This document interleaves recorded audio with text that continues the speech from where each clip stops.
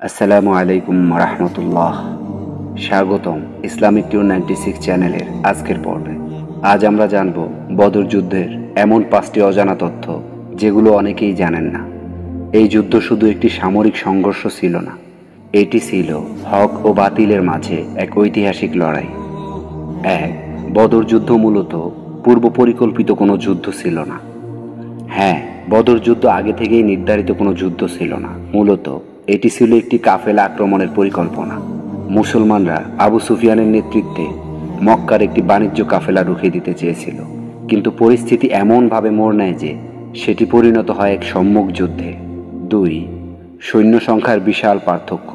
মুসলিম সেনা সংখ্যা ছিল মাত্র 313 জন, যার মধ্যে মাত্র 2টি ঘোড়া এবং 70টি উট ছিল। অন্যদিকে কুরাইশদের সংখ্যা ছিল প্রায় 1000 জন, সঙ্গে শতাধিক ঘোড়া ও ভালো অস্ত্রশস্ত্র। এই অসম লড়াইতে মুসলমানরা জয়লাভ করেন, কারণ তাদের সঙ্গে ছিল আল্লাহ তাআলা।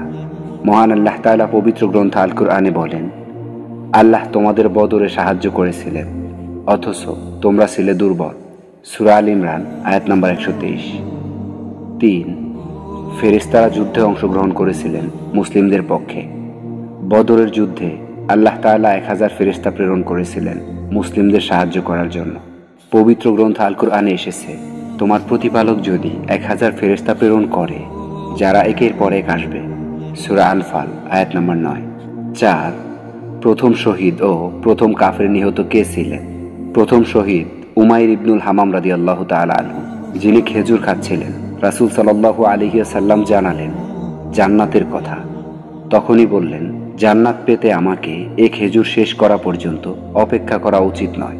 তারপর তিনি যুদ্ধের ময়দানে ঝাঁপিয়ে পড়েন। প্রথম নিহত কাফের আল আসওয়াদ ইবনে আব্দুল আসাদ।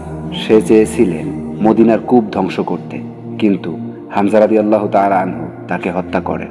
5. বদর যুদ্ধের যোদ্ধারা আহলে বদর নামে বিশেষ মর্যাদা পান।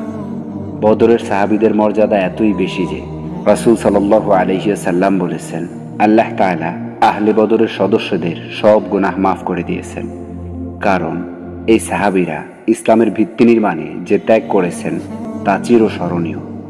বদর যুদ্ধ শুধু ইসলামের প্রথম যুদ্ধ নয়, এটি ছিল ঈমানের পরীক্ষার ময়দান। আর এই যুদ্ধে জয়লাভ হয়েছিল আল্লাহর উপর পূর্ণ ভরসা ও ত্যাগের কারণে।